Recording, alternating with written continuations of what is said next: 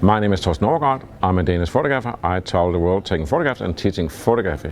Today I'm in Japan and I will talk about the art of repetition.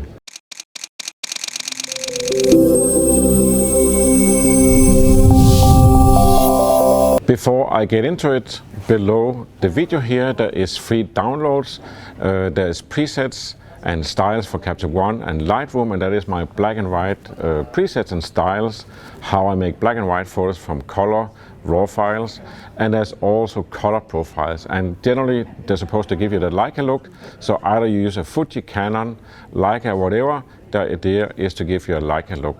And there's also a few other free downloads to check below the video, and all of them just you put in your email and your name, and then in a few minutes you have the free download. I love Japan, and this time I've been here for 2 weeks. Today is my last day here in Japan. I did a workshop in Kyoto, and then I've been in Osaka, Hakone, Tokyo, and everywhere else, almost it feels like, to do portraits for a magazine. And one thing that keeps striking me is the simplicity and the zen feeling of everything, and basically the art of repetition. And repetition, that is what you see here in this hotel. I am in Tokyo, and they basically have chairs lined up. I even last night at midnight I met the girl that was adjusting each chair very precisely, and then she had a brush so she could clean them. So the whole style of this place, as you can see here, is that things repeat. So you have it's a large place, you have large long walls, and it's just the same size window again and again and again. All the elevators are the same. The patterns, the way the lamps are put is the same. So there's a lot of rhythm to that, and the word rhythm actually means a flow. And the reason why this is relevant is because repetition is a great thing, the ability to be able to continue something again and again. And the main thing with this, I feel, is that it enables production. You can see all the chairs here is ready for somebody to come and sit here, and occasionally you will see somebody sit here, but actually most of the time it seems very nice and simple and empty. But that is the point, that simplicity and repetition and rhythm enables production. So it's well organized, it's organized for production. And that is a thing also because along with my travel in Japan, I've been working on my, it's a very big course I have online. It's a continuing course about workflow. So that's workflow editing, is how to import your photos, how to keyword them, how to edit them, how to make them final, where to put them, how to make a career out of it, how to share your photographs and all this, and how to make prints. And one thing I learned over the last many years is that if you want to produce photographs, you have to be really well organized, because it's a lot of pictures. I know that my average of photographs I take a day is around 117 for the last 10 years, so 117 pictures a day. That is a lot of pictures. If you don't organize them, if you don't finish them. So my rule is that when I go out and photograph, I try to edit the same day, and then I select the good ones, and those ones I finalize, I put in the archive in the different sizes I need them, and they're organized in a very specific structure. So I can always find the negative, I can find the final pictures, I can find them with keywords and all this. All this jazz is in the workflow masterclass. And you can say anything that has to do with digital workflow and photography is very complicated, or it is becoming very complicated, because you have clouds, you have updated software, you have preset styles and what have you, camera profiles and EXIF data. All those things, you could say you have to understand things to make it simple. So my aim in anything I do is, for myself, to understand how does this work, and pick out and make it simple and make it a rhythm, so I can continue doing this thing that I can repeat it and repeat it. And you can say that's basically what I do. When I photograph, I take photos every day. It's not the same photo I'm taking, but it's the same rhythm I have, and it's the same rhythm of editing, the same rhythm of putting it into an archive, and then later I have the joy, I can go back to the archive, and now I have pictures I can actually use for books, exhibitions, websites, and so on. So that is the art of repetition, and that's why I see the beauty in this place. And the joke is that somebody left a review on this place because I read it before I went here, and it says it is too simple and boring. And I see how you could have the viewpoint that this is simple and boring, but it's great that it's simple and boring because it enables me to be here and do something else than dealing with how does this chairs work, or where do I find the chair, or all this, and why is it not clean. Everything is organized and ready to set up.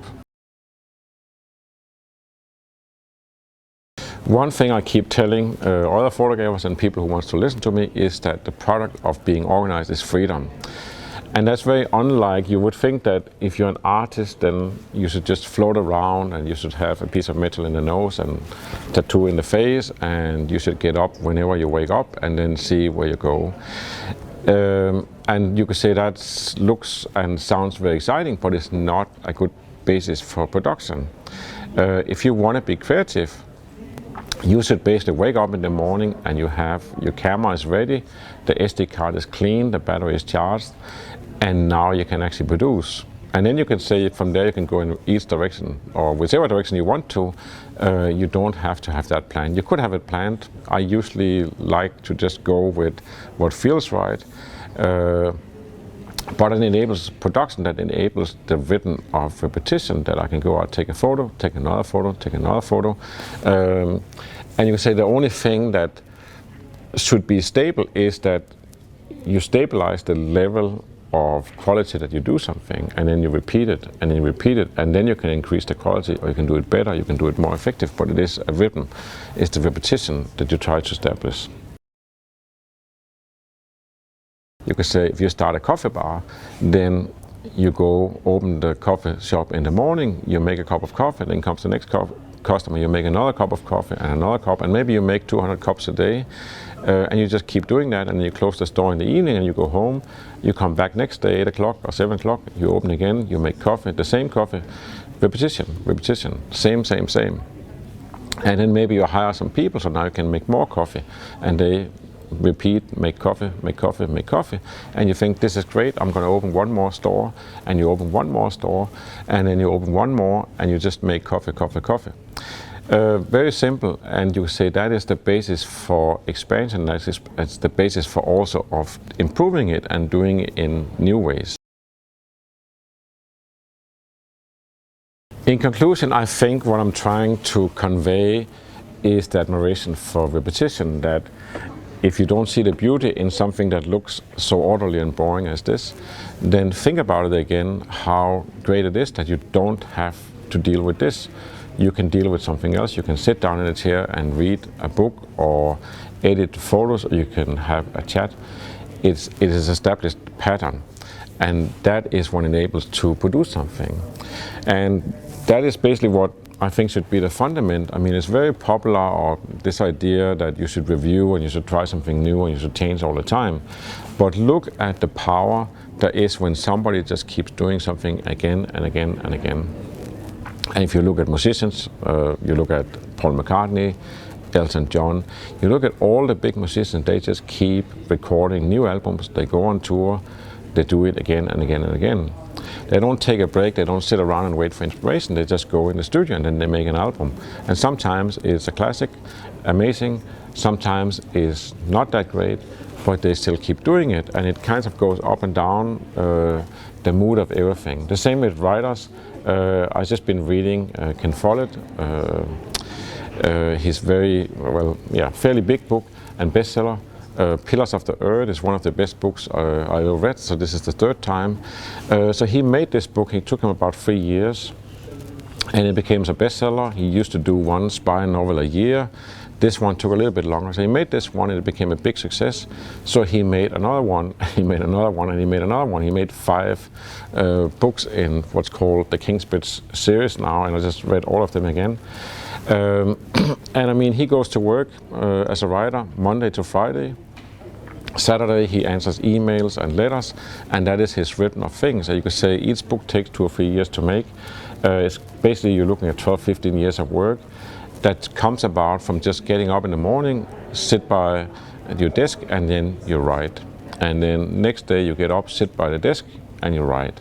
And it's the same goes for photographer, except you could say our flow is, well, one great thing about photography is you don't have to rewrite a photograph. It's not like you write a chapter and say, no, that doesn't work, I'm going to rewrite. No, you take a photo, and maybe it's great. If it's not, it doesn't matter, because you take more photos, and some of them in between are going to be great photos.